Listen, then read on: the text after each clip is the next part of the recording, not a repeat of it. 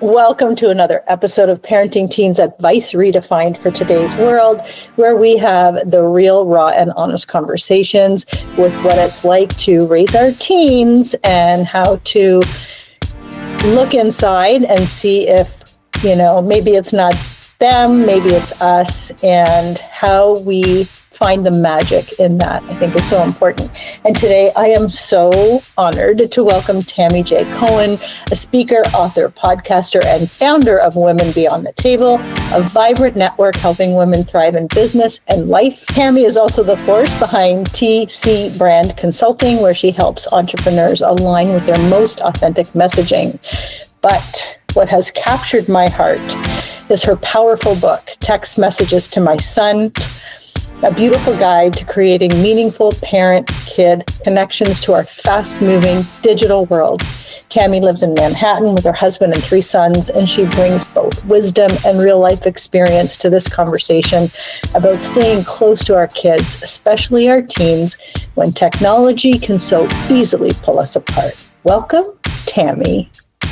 Hi, Cheryl. Welcome me. I'm so happy to be here. Thank you for having me, and I appreciate this opportunity to talk about these topics. Yeah, I have goosebumps already because I was so excited to have this, and I know I'm not going to not tear up through this whole thing because I think it is so important. You have taken a shift of, this is what today's world is, and how do we connect with our kids instead of saying, well, that's not what it was like 30 years ago, and this is too bad. So tell us your story first, Tammy. Let's hear all about Tammy and how we got here and why the book and all the beautiful things. Well, it's a really good question. I get asked this a lot when I speak, why texting? What's that about? Why are you doing this? And the truth is during in 2020 is when I really started thinking about everything. How do I communicate? How do I change a conversation? Right? Yeah. The pandemic happened. And I'm recently, coming out of my own personal pandemic, which you know about from health challenges, but this is the global pandemic. And I took a step back because everything was shut down and I wasn't working and I wasn't traveling. And it took me a little while to realize that I was traveling because I was running away and I was looking for validation in my work and everything because I never felt very good about myself and I wasn't very happy. And I had a lot of limiting beliefs, let's put it that way, and saboteurs that and they were just coming to a head, and it was going on for a while. So I said, "Wow, there's all this time, so maybe I need to look at myself."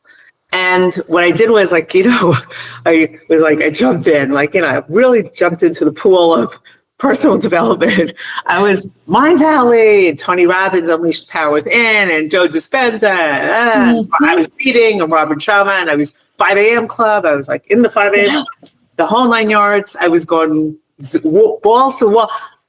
Coach, I had a life coach. I had a business coach. I was there, and I was sucking it all in. I said, "This is amazing.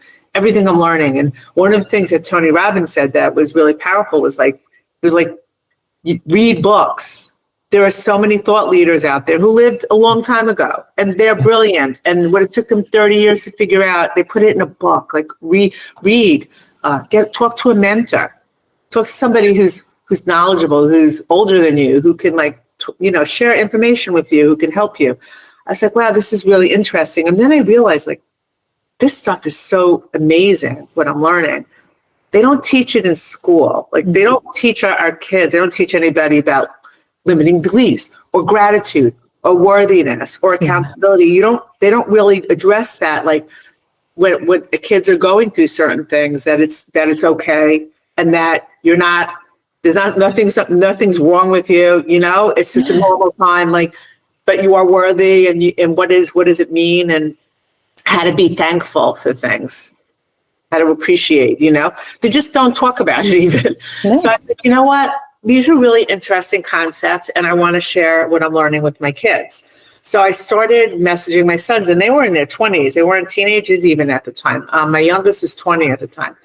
But, one of the things is, right, it's never too late to do anything, to start anything. And I just wanted a deeper connection. And I realized something, and this is something that has really stood out every time I give a talk. It's kids are on their phones. They are not looking to have an in-person conversation. As a matter of fact, nobody is really looking to have in-person conversations. I go to a restaurant, people are sitting at the table and they have their phones out, okay? They're sitting there together with their phones out. So what does that mean? Everybody's carrying a phone in their hand, in their back pocket, or their purse, or their bag. So it's accessible. And they see a message come in, they're going to read it. And you want a deeper connection, you want to message somebody, it has to become a daily habit. It has to become a habit because the one and done doesn't work. And the most important thing is you can't have any expectations in return. Say more. Say more. Have an expectation that they're going to respond, and that's not why you're doing it. It's not about your validation as being a great mom. It's about you sending a message of love and gratitude and sharing with your child. And they appreciate it. Now, I don't know a person, Cheryl, I don't care how old you are, that doesn't want to know that their parent loved them and thought they were worthy. You know, because a lot of us grow up in, you know, this generational discord. We're in a tribe. Our parents came from things. It's not like they're looking to screw us up, but they don't, you know, they're triggered all the time and they're dealing with stuff. And there were less resources in those days, you know, like when we were growing up, to handle certain things. So everybody just kind of reacted, and then you take it in as a kid. You think you're not good, or you think things about yourself. And then, you know, what happens is that behavior continues. So I was really cognizant of like what I had experienced. And I said, you know, I really want to change this conversation. I want my kids to know that it was never them. They were never an issue. It was always my behavior in a lot of ways. And I'm not saying they didn't do stuff they did do some things they did were not great. Yeah. We're parents. We're not their best friends. That's what we provide, a structure. Yeah. But I just wanted them to know that when they were little and I reacted and I felt triggered, that it wasn't them. It was me not being able to handle my emotions. Yeah.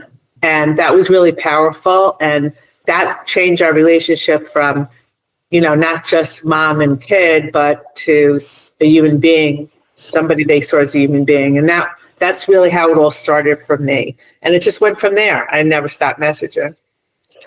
It's so timely because I literally released an episode solo this morning. Usually I do interviews and I felt so called to talk almost exactly about this. And it's because, I have great experts that come in and offer great strategies, but sometimes it feels like, it's a Band-Aid. It's a Band-Aid. It's a Band-Aid, but we turn it in and I swear it was verbatim, is when you are triggered by your kid because they say no or disrespect you, go back. Like, where were you when you were 12 when somebody said to you, I don't give a shit about your opinion. Just make your bed. Just do this. And you tuck that away. You're so right. And again, our parents did the best they could with what they had and the capacity they had. But it's so funny. It just seems so timely that you're talking about this. And I'm just starting to pop it into, I'm doing all the same professional development, Robin Sharma and David Baer and, Hannah Khan and just David Guillaume, I'm just starting to study Kabbalah. But it's so funny how this stuff comes up, and it's so every single time I kind of get past one of those teachers, another one drops into the algorithm, whatever. And it's like, oh, okay, this is my next step. This is something else I have to learn. And I'm now throwing it into the parenting, what if the kids that came to us because we have a lesson to learn from them? And, yes. We have, we're not given relationships that we want. We're given relationships that we need in order to become something better, someone better, evolve, learn a lesson. Sometimes they're wonderful people. You learn how to trust and love and whatever. But our kids come in and it's like, well, I guess I haven't learned the lesson that, fear of abandonment because my kid's taking off on me. So it's so intertwined. And I love that you just talked about that. So thank you for bringing that up. I wasn't even expecting that. I was like, oh, this is timely. I didn't know you had this. I didn't know you recorded this today. Yeah, right. Yeah. Okay. So this to me, I call it God, people call it the universe, but it's there's no coincidences, why you're brought someplace, why the time you're speaking to somebody, why things are happening. It's actually, I believe that intelligence, I call it God, wants to help us. Yeah. And our souls is looking to grow. It's here, it's in Earth School, right? We're in Earth School. This is our body, we have a soul. The soul wants to learn, wants to evolve. Some of our souls are a bit disconnected, they went through a lot. This is one of the ways, like, the soul can, as far as I'm concerned, can repair, can connect again. When you start connecting, now look, we're talking about connecting to your kids. I tell people it doesn't matter if you don't have kids. There's somebody who you should be connecting to. There's nieces, there's nephews, there's other family members, there's friends. There's so many people out there who are so disconnected, and they would love if somebody would just check in on them and say, like, hey, I'm thinking about you. What are you doing today? Yeah. Guess what I saw? I saw a sign and it said this, I thought of you. People need it. This world is there's a lot of hate. There's a lot of misinformation. There's a lot of indoctrination going on. A lot of very scary things. And how do you become the pillar? Yeah. They can escape that because kids are getting bombarded. Excuse me. So people are getting bombarded all the time. Well, and it's funny because, not funny, funny, crazy that we assume, and even with kids, with adults, doesn't matter. We assume that every kid has a caring adult in their world, or every person has a caring adult in their world. And when we make those assumptions, we don't reach out because, oh, for sure, they've got somebody, like, they don't need me. Be that person anyway, because, it might not be tomorrow that they need you, but a week from now, 3 weeks from now, you're texting your kid's friend saying, listen, if your mom's busy any day and, you need a ride somewhere or you just need to chat, I'm here.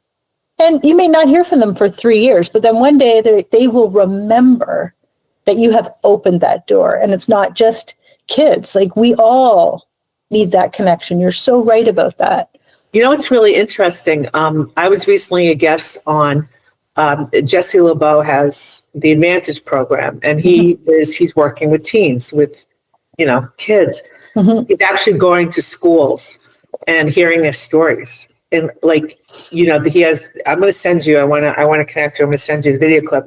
Yeah. And how these poor kids, they have these stories, and their teachers didn't know, their principals didn't know what they were going through. They just didn't know. I mean, and the kids are even brave to say what's happening. And they want somebody to help them. They want the connection. They feel powerless, because that's what happens when you don't have anybody that you can go to. And that's what I wanted to tell my kid. Like, my son's like, you were little and you probably thought you were bad because I was yelling at you. And I was just yelling because it was something else that was, going through my mind, and I didn't understand what it was. Yeah. And my kids really started admiring me, that I was trying, that I was, that I was learning. Like, I was sharing things. I was like, isn't this amazing? I read this. I would send them the book. I would, whatever I was, any quote, what do you think of this? Is crazy. What do you think of this? Isn't this great? And they were like, wow, look at my mother. She's not a spring chicken. She's learning. She's doing all these things. She's trying to change things. She's trying with me. She's trying. And, they might not tell you, wow, that's amazing. But they're thinking, wow, she's really trying. She's really working on herself. Yeah. And that's you being a role model. Like, you want your kid to be accountable. You want your kid to be respectful. You want your kid, you have to be it. You have to show it to them somehow. Yeah. And I feel like everything I've taken on, and I've taken on a lot of things in the last couple of years. If you would have told me in 2020, oh, you're going to write 2 books, you're going to be a podcaster, you're going to expand your business, you're going to find a woman's business network, I would have been like, you're high. Are you kidding me? How do you do that stuff? I don't even know what you're talking about. But meanwhile, my kids see me and I fail at things. And I'm like, it's okay to fail. Yeah. Why? You're learning. I'm learning something. One of the best things I said to my kids, and I think parents should really think about this because it's all over. It's really easy to find. It's very easy, very empowering, actually. A friend of mine said, you want to understand, something, you want to learn, watch the commencement speeches at college, commencement speeches given by certain celebrities, like J.K. Rowling, like Denzel Washington, Will Ferrell. Jim Carrey.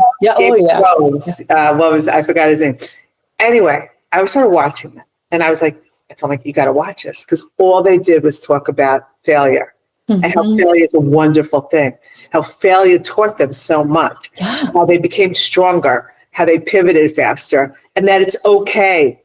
Nothing's overnight. See, our kids now, because of social media, because of these algorithms, because of this nonsense, they're like, oh, everything's fast. And if it doesn't happen fast for them, and if they don't look like the person who's posting, comparison, they're not worthy. Yeah, it's ridiculous. So true. I know when going through this stuff, sometimes my daughter might be going through something, and I'll say, something that comes to me from learning all this stuff, and she'll say, are you coaching me right now? Yeah, sorry. Yeah, I am. But and something else that comes out of this for me is we are killing off the generational ties.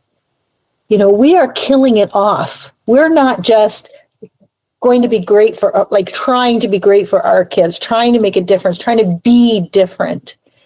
But then it stops. We're cutting off what triggered us. We're cutting off the trauma so that it doesn't continue generation after generation after generation.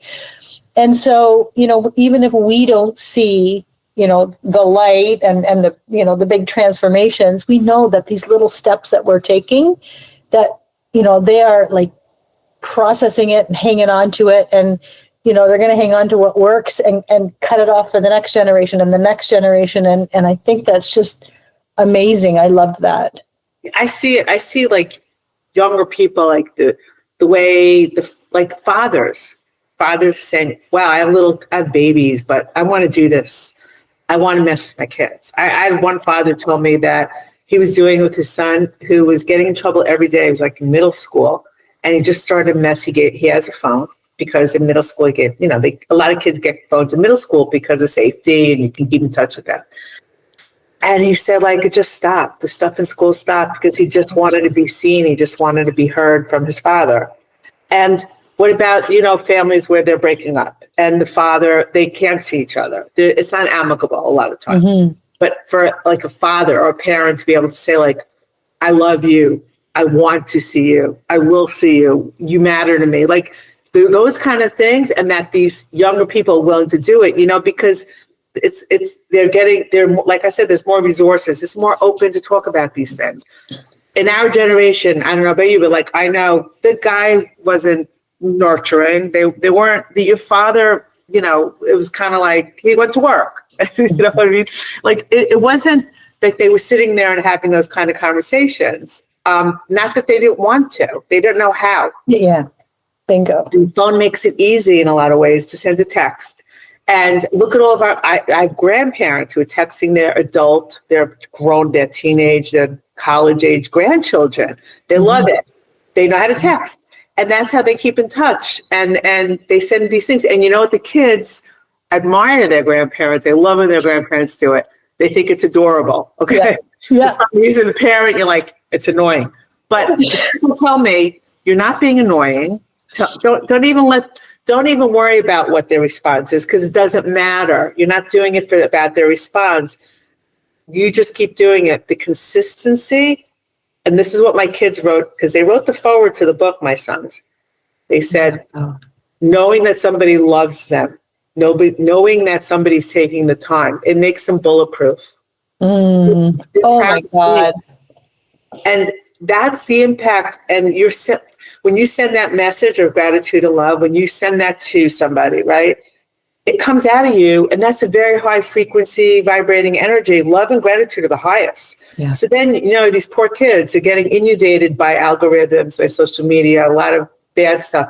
Hate and violence and those kind of emotions, they vibrate very low. Mm-hmm. So your higher frequency is definitely overpowering that crummy low frequency. Now, remember, they read that message. They may not tell you Oh, you're amazing. But they're reading that and they're feeling, I'm loved. Yeah. Somebody cares. That energy, again, people keep doing it. It's just going to overpower all the other crap that's out there. And there's a lot of it. My sons don't say to me, I love you, mommy. You're the best mommy in the world. You're amazing, mommy. It's ridiculous. They don't say any of that stuff. It's not going to happen. But you know what? I know that it means a lot to them. And I know that they respect what I'm doing and they're proud of me. And I tell them all the time how proud I am of them. And you know what? That's what human beings need. Yeah. That's what they need to hear. 100%. You know, I want to, man, we're like going down, whoop, whoop, whoop. So I want to bring this back to the book a little bit because this is so powerful. So you started in 2020 texting them? Yes. And so I'm thinking of the parents listening going, I don't even like being in the same room with him. I don't even like all we do is fight, where it's a tumultuous relationship. It's whatever. What would you say to that parent? Like what would be the very first couple of texts to just say, you know, and just kind of put their own bulletproof on so they're not, you know, waiting for a response, or if their kid goes, you're so lame, like get off my phone. What would you say to them?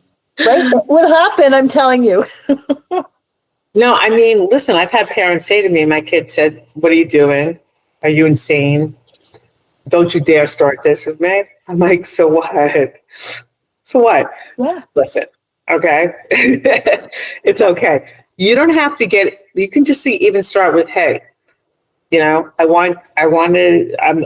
messaging to you because you matter to me, because I love you.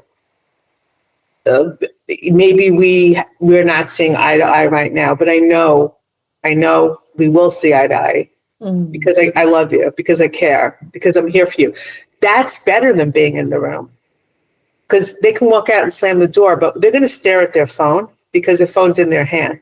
They can say, I'm not going to read the message. They'll read it at some point. I don't know a person, I don't care what age they are. They want to know that their parent loved and thought they were worthy. It's a pillar of your life. People spend their whole life sabotaging themselves because they didn't get that love, safety, and worthiness when they were little from their tribe, from their parents. Yeah. They spend their whole life sabotaging. They spend their whole life looking for it. They want it. Everybody wants something like that, you know, love, safety, and worthiness to know that they matter. Yeah. So you just do it and you just send it out there, and it's okay because it's unconditional. What's going to happen to you? What's going to happen to you? They're going to Yes, thank you. Yes. What are they going to do to you? You're paying for the phone. Hello. Yeah. Bingo. You're a teenage kid. You're probably paying for the phone. Relax. Yeah. Okay. You're not asking them to take out the garbage. You're not asking them and you're asking them to just keep a message on their phone. It's not a lot. It's not a big ask. So I want to know from you then, when was the turning point for you when you were like, oh my God, this is really important to them?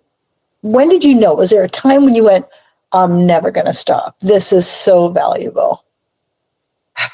I don't know. I just never felt like I wanted to stop because it just became, it's a when James Clear talks about these habits that you build, and it becomes, people talk about they go to the gym and it was really hard and then they started doing it and now they can't imagine not doing it.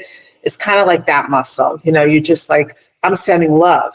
Yeah. I'm doing something. This is a positive thing. This is part of my routine. People meditate, they breathe, they do different things. So this became that for me. And what really, really was my aha moment was when I was diagnosed with breast cancer. And, after I met the surgeon, I had to tell them, what was going on. And, they were shocked. They were, it was a very hard thing. It was probably the hardest thing I think I had ever had to do was tell them about it. And they started messaging me. At first they were like, we got this. They were shocked. They were upset. But then they were like, you know what? We got this. We're strong. We're the Cohens. You're strong. Because I'm messaging them love and compassion, but resilience. I'm messaging them about life giving you gifts. Yeah. There is no failure. There are challenges or gifts. It's how you pivot. You're going to learn. It's always a theme in everything I send them. First of all, how can I not be strong when I'm sending those type of messages? And look at them. They not only took that in, they started messaging me like every day. How are you feeling? What do you need? What can I do for you? You know? And I was just like shocked. These boys were doing my errands. They were doing the food shopping because I was having issues with my legs and my feet. I just was a mess when came out. And I just was a real mess. And they filled it in, and they had compassion and they had empathy. And you know what? I'm not saying that they wouldn't have been great regardless of whether I messed them or not. I have no idea. But I think because of that relationship building that we were doing with each other, you know, with me sending the messages and them reading them, I think that deepened something where they were able to turn around and help me and give it back to me and send me those types of messages to encourage me to stay strong.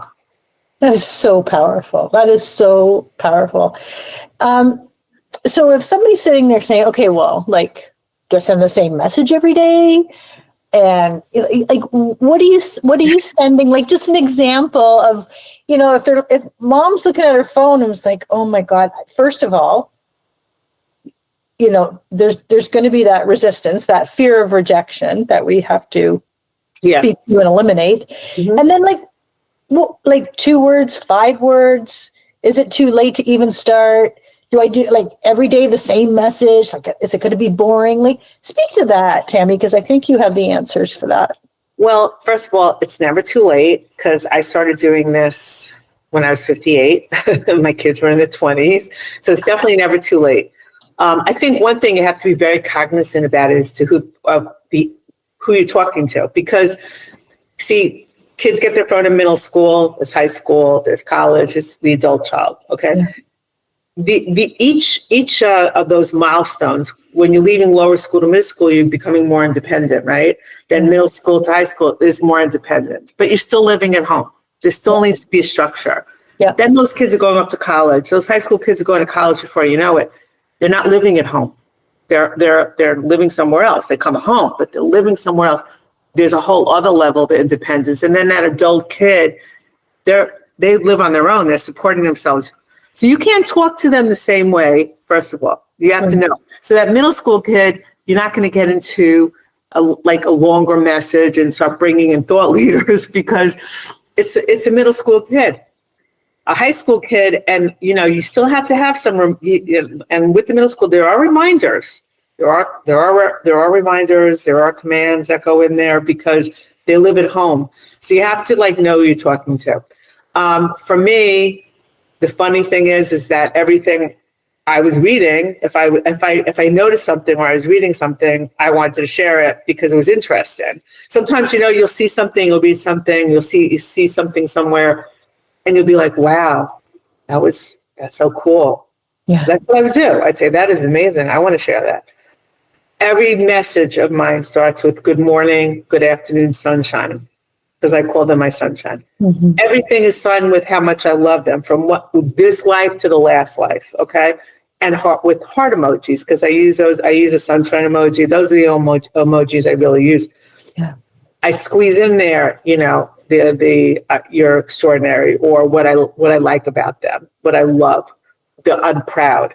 But there's always something in there. But what happens, Cheryl, what's really interesting is in the beginning, it seems like, oh, what am I going to say? But it becomes very heart-centered in a very short amount of time. This is somebody you care about. This is somebody you love, right?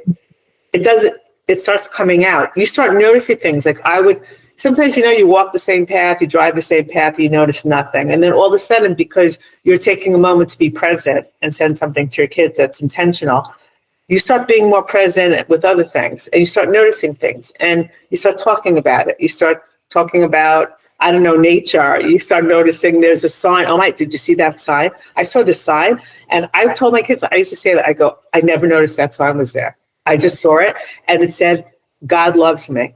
And I was like, I never saw it. Is that from God? Is God messaging me? I think God is messaging me. What do you think? Just stuff. Because it becomes like just part of you, like everything else. Like, you know how many weights you want to lift. You know what machine you want to use in the gym. You know what you're going to want to say. Yeah. And there's nothing that's taboo, to talk about. In my book, I tell people, look, if you don't know where to start, here's a book. There's like 215 pages of text in here in categories. You want to talk about leadership. You want to talk about mindfulness. You want to talk about accountability. Oh, so good. Yes. Gratitude. These are the categories that are in here. Pull out a message, tweak it. But I guarantee you in no time, it will become a heart-centered thing. You won't need me. I don't even know what I'm going to send. And I'm doing this for years every day. I don't know sometimes. It just comes to me. It comes. I let myself open up. And, you can call it the universe, call it the source, I call it God. It just comes in like some kind of inspiration and you share it. And then on the days where I'm like, it's not so easy, I'm just like, I love you. It's just me telling you I love you. It's something simple, but they know I'm thinking about them. Yeah. Yeah. That I'm taking the time to think about them. Yeah. In a good way, like in a positive way. Good. I love it. I want to know then, because I feel like now that your kids, even as they were older when you started this, did it actually spark like some deeper conversations about things? Like, did they come home and say, oh, Mom, this quote, let's talk more about this. Where did you find this? Did this ever come? Oh, that's such a great question, Cheryl. Actually, this is interesting. We do Friday night. We do Shabbat dinner Friday nights, right? So the kids would, we always talk because there's no phones. Right, Friday night. And sometimes they'll like say like, oh, that was what you said was really well thought. I liked it. But it's interesting. We don't really get into the message of the day. Like they don't do that. Sometimes they'll be like, your message is really long. Yes. Like, I know. Okay, I know. I get so carried away. I wrote it. I know. I'm like, I get really into it. Yeah. And they're like, yeah, I know. So they find it humorous and they might listen. I remember one time I said to my son, David, I go, are you reading these? Because you're just like sending an emoji really quickly. He goes, no, I read it. I know they're skimming, whatever. Mm-hmm. And then you always have one kid who's like more into it. And then the other kid who just doesn't respond, period. It's okay. Like they're all different and it doesn't matter to me at all. It's just funny, but no, we don't really get into discussions. This is what I do with them, but they enjoy it. They like getting it. I wonder if they secretly Google the quote and who wrote it and get into it, and I don't know. I think my inquisitive mind would be, that's exactly what I would do, but I'm 60. So that's what you do when you're 60. I'm not saying they don't. They don't tell me. Yeah. Yeah. I think that's what I find interesting. But you know what I think is really interesting? When the books came out, their friends bought it.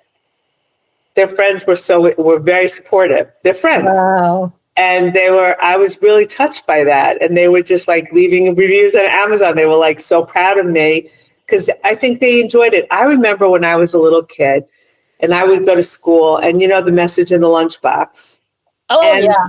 Right? And I would look at that kid and I'd be like, you're the luckiest kid on the planet. Like, you got a message. Because I never got a message. Like, they didn't even want to make lunch. It's one of those. And I was just like, wow, and the kid would read their message and they were, And I think it's the same thing. Like, some kids, they're like, wow, like, that's great that your mom does it. Or that's cool that she wrote a book. Your mom wrote a book. Like, so they're very supportive and it's great. And I sit around a lot with young people and like my kids' friends and younger and young adults who are already out of the house as well. And we talk about it and they're just like, they think it's lovely because they find it interesting. Maybe it's because I'm not their mother. That could be part of it. And they find it very fascinating. But I think at the end of the day, everybody wants to hear something nice from their parent, on a regular basis. We're so used to being, like, parents don't mean to do it, but sometimes we judge, we'll give advice. They didn't ask for it. We'll try to steer them right, what we'll think. Fix it. Yeah, like, trying to fix it. It's nice not to have those conversations, not to like have somebody telling you what they think. Just sharing something nice. My dad used to send messages to me. and put Post-it notes on the mirror, one for my mom and one for me, all the time, literally all the time. And I always thought, so now, 50 years later, that's what I remember. I don't remember if he bought me something. I don't remember, if he took me somewhere extravagant. But yeah, I remember those little notes, those. And I'm wondering, it's so funny that you say that, because I used to do that at my kids' lunches, and I'm wondering if they remember. So if they listen to their mom's podcast, they better tell me that. I'd love to dive a little bit into the book. So I'm going to say, can you give us an example? Because you said you have this in the book.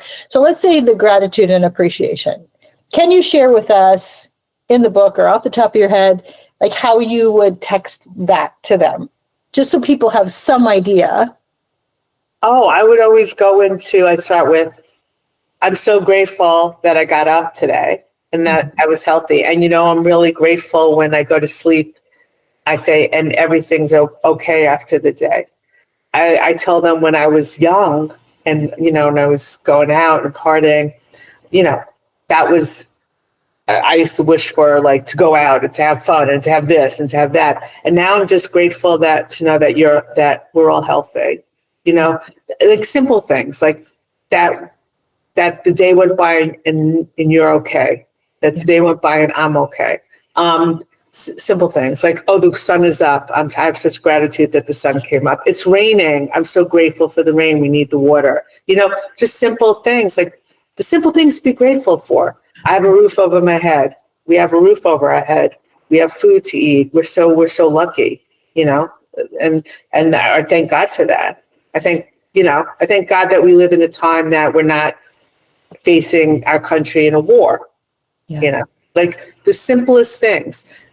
And then I also talk to them a lot about who they surround themselves with. Because, that I always say, I'm so grateful. No, I don't say that I'm grateful about it, but I say there's a lot of studies done and a lot of information about there that when you surround yourself with people who are like a little smarter, a little this, a little that, you rise up to that. You surround yourself with good people. It's the energy that you send out is what you're going to attract. Mm-hmm. Surround yourself with that good energy. I don't tell them oh, your friends, I don't like this friend. No, I stay away from that. I talk about completely other things that they can take out of it what they want. I'm not zeroing in on anything that they're not doing or that I see wrong with them. That's the difference, because I grew up where, you're judged a lot, right? So I'm trying not to be the judge. We all have the judge. We all judge ourselves, others, and situations. That's our head saboteur. That's positive intelligence. But I try to stay out of that with them, and just give what I see, but not as it applies to them, as it applies to me, more or less. What I say, what I feel. So I think when you talk. When you share, when you want to be a parent and you parent with them more than parenting at them. Now, I know you have to parent at them sometimes because it's structure, but when you could try to parent with them a little bit and listen to what they're saying to you too, and what they need, like when a kid says, the whole behavior changes because he just wants his father to hear him and see him and just see him, that tells you a lot, right? And I think you can get a good sense of it with kids. And I'm not saying every day is a daisy. It's not a daisy. Yeah. Every day's not where they're oh, yeah. It's not like that. Some days are really tough. There's a lot of challenges in life. But if you tell them it's okay, and challenges are gifts, and if you believe that and you share that with them, so when my kids will come to me and tell me what's going on. They'll tell me. It's not every little thing they're going to tell me, but if it's something meaningful, and I've learned, because of the ripple effect of doing this, to try to listen, try to have compassion and empathy. There's been a big ripple effect on my life for doing these messages. And it really rippled out where I started with them, seeping a connection, but it really went out where I started speaking differently to people. When I speak, I have a very different outlook of why I'm supposed to be there speaking to people. But also ultimately, it improved my connection to God and improved I realized I improved my connections to myself. Like every message I sent to them was really a message to myself of what I needed to hear, but nobody ever told me, you know? Nobody I love that. give me sense. Yeah. And that's the whole journey. And my hope is that my sons are messaging somebody who needs it, who they feel of their friends might need help or not need it, and that they'll do it with their kids. Because I really believe when I go to the next life, that's it. They're going to miss that. They're going to miss the regular daily message. That's what's going to matter to them. Yeah, but they'll always have it. And I was just thinking when you said about their friends, you know, what's that quote? You are the sum of the 5 people that you hang around with. Yes. Uh-huh. And even to say that is not slamming any of their kids. It just puts in their head, okay, well, do I want to be in here or do I want to be over here? And it doesn't mean you're eliminating all your friends. It's making you aware of who you want to spend more time with. And I mean, we went through this pandemic and going through it allowed us to see we have access to so much more information than we ever had before. I know. We can There's jump so many on ways these to connect. Zooms. Yes. And we jump onto these Zooms with Robin Sharma and, you know, David Bear and Tony Robbins. And they put all these classes on, these free classes. And I'm just soaking them in and soaking them in and soaking them in. And it's, I can't get enough of it. And I tell you why, not only do I learn something, but I walk away from everything feeling like I'm not the same person that sat down. And I feel like that every morning I go through like a gratitude stack. I just stack and stack and stack. And sometimes I love my MacBook. And sometimes I'm so grateful I have time. I have my fresh hot cup of coffee and the wind is blowing and I can see the contrast of the trees. And like, it doesn't have to be big. Right. But then when I walk away from that, my day is different all day long. And to instill that on kids, you know, whether they're adult kids or not, I think is like so important. I just love that. I just love that. Yeah, I like one of the things that I loved was like sharing. I said, "Oh, I learned about breathing. Yeah, How important it is to breathe and take a break and just breathe." And you know, they had different counts on breathing, and I did a whole like breathing, like why it's important. And then I said, "Listen, you can go a while without eating. You can go a couple of days without water." I go, "Try not breathing. Yeah. Your brain needs it." And they're like, "Yeah, you're right." Like, you know, just things like that, like little things that you could share with them, and they like it, and because it's how you're coming at them. Yeah. Okay, I'm going to hit on one more chapter. I think it's chapter 5, fulfillment and purpose. So tell me what kind of messages you would send to them about that. Well, you know, it's really interesting. A parenting coach that I admire and respect a lot, Kim Mensch, she said, like, a lot of my clients are parents of 18 to 30-year-olds. And you think they're adults. No, this is like a group that has a lot of depression, addiction, suicide. There's things going on. Okay. Mm-hmm. So what happens? What is disconnection? Like what is depression? The roots of it, like not the medication part, because that's just covering up the symptom. What's the root? Usually the root is lack of purpose, fulfillment, and lack of connection. Yeah. And that's really interesting to me. And that's why I talked about like fulfillment and purpose. And there's also discipline and determination, because I want them to know that it's good. It's good to have something that you're purposeful in. I used to tell them all the time, and I always reiterate it. I don't care if whatever you choose you want to do, just make sure you have passion. Mm-hmm. Make sure you love it. Make sure you get up every day looking forward. Make sure it stimulates you. Make sure it keeps you excited. You don't need to become something because it's expected. You don't have to get validation from anybody. You have to really feed your soul. So what is it that makes you happy and gives you purpose? And the importance of like giving back, you know? Yeah. And I always was quoting the Maya Angelou had a great quote, like, you know, it doesn't matter what you say. It doesn't matter. people really, they remember you by how you made them feel. Yes. How does, what gives you that feeling to go out every day and do your best? And that's all anybody wants you to do is do your best. Okay. Yeah. You don't have to be perfect. You're not perfect. No.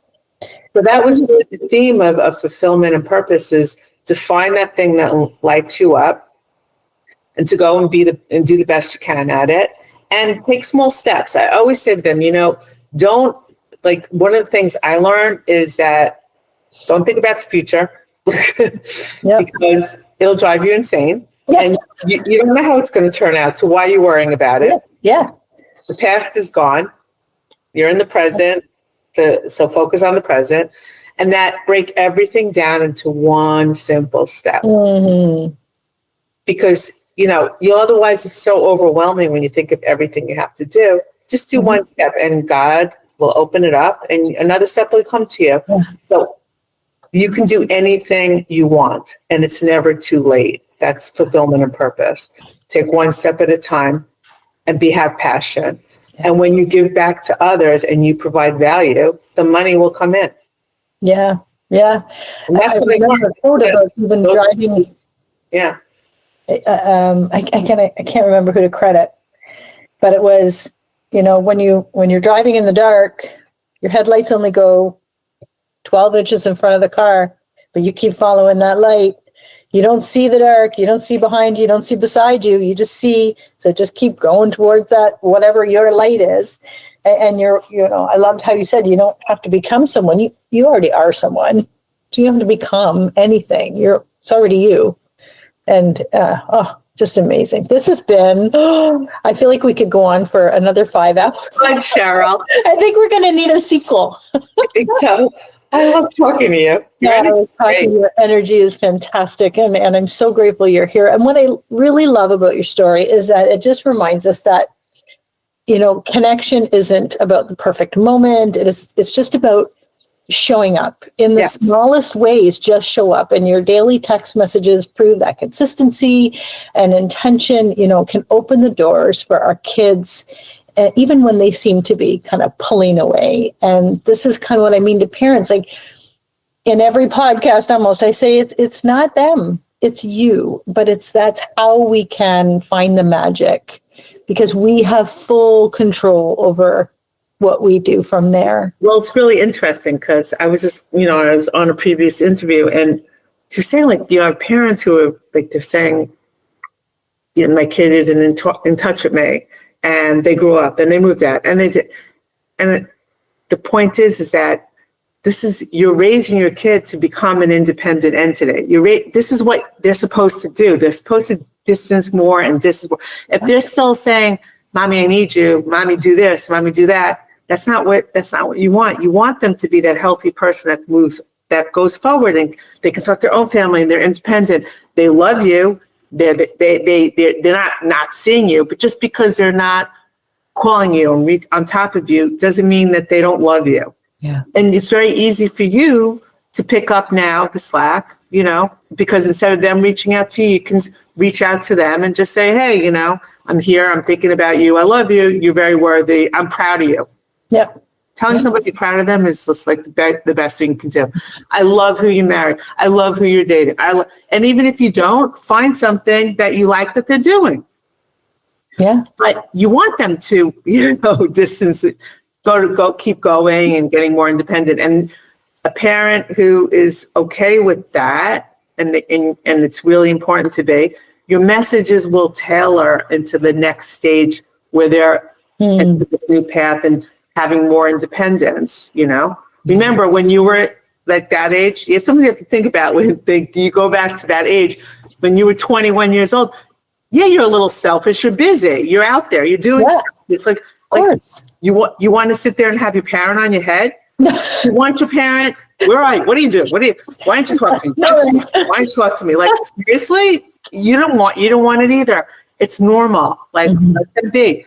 Send them the text message. You're not harassing them. It's a text message. They get a lot of those. It's fine. Yes. So, yeah. Like, that's why I kind of look at like you should be happy that they're moving on in their independence. That's what they're supposed to do. Yeah, we're not raising kids, we're raising human beings. Right. And you can always keep in touch.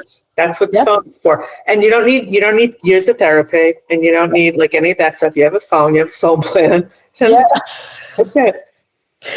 Oh, this has been incredible. Tammy, before we wrap up, please tell everybody where to find you, how to get the text messages to my sons, and how all the beautiful things about Tammy that people can get a hold of you. Please, you're such a gift. Thank you so much. And you really, I'm very touched by what you just said. So I also, I'm available to speak. I love speaking. Anybody knows of an event or speaking opportunity, they're looking for somebody to talk about connection. I'm your person because I love speaking with people. So I can be reached really easily. My email is connect at Tammy, Tammy, J as in John, Cohen, Cohen. My website is tammyjcohen.com. My Instagram, LinkedIn, where you can reach me also, is Tammy J. Cohen. It's just straight out real easy. And text messages to my sons is available on Amazon, Barnes & Noble. It's in certain bookstores. So, just connect to me and I respond immediately. Whatever you want to talk about, it's great. And I'm very open to suggestions and recommendations too. And before everybody listening tries to memorize all of that, it's all going in the show notes with all the links, I promise. Tammy, I feel like I didn't just have a guest here. I feel like I've made a new friend, and I'm so grateful for you. We need to do this again. And I love it. Thank you for listening to Parenting Teens Advice Redefined. And listen, share this. If you don't do anything else today, share this, because maybe it's not something that's relevant to you at this moment, but it'll be relevant to somebody. And everybody needs connection. Everybody needs to know they're loved and thought about. Be that one person. And, you never know, one day you wake up to a message that says, thanks for sharing this. You changed my life. What better words to get in the morning when you wake up? Mm-hmm. Thank you for listening. We'll see you next time. Thank you for listening to another episode. I hope you loved this one as much as I did. And I just wanted to share something with you because, parenting teens is not just about managing these challenges that we talk about on all the episodes. It's also about evolving alongside them. And I'm Cheryl, and not only the host of this podcast, but I'm also the creator of Insight to Impact Coaching and Consulting. And I help you, moms of teens, reconnect with your true selves so you can lead with purpose. You can parent with clarity. You can create stronger, more meaningful relationships with your kids. Because here's the truth. The transformation starts with you. Together, we will break free from the stress and overwhelm. We will rediscover your power. We will create the life and the family dynamic you always dreamed of. If you're ready to start this journey, let's do it. You might just not recognize your life in the next 90 days. It all starts with a call. There's no pitch. There's no pressure. Just a call to see if I can help. We'll talk about your goals. We'll talk about what's making you feel stuck and what might be getting in your way. And everything you need to connect with me is in the show notes. Again, I'm Cheryl. Thank you so much for joining me here on Parenting Teens Advice Redefined for Today's Complex World, and the creator of Insight to Impact Coaching and Consulting. Have a great day.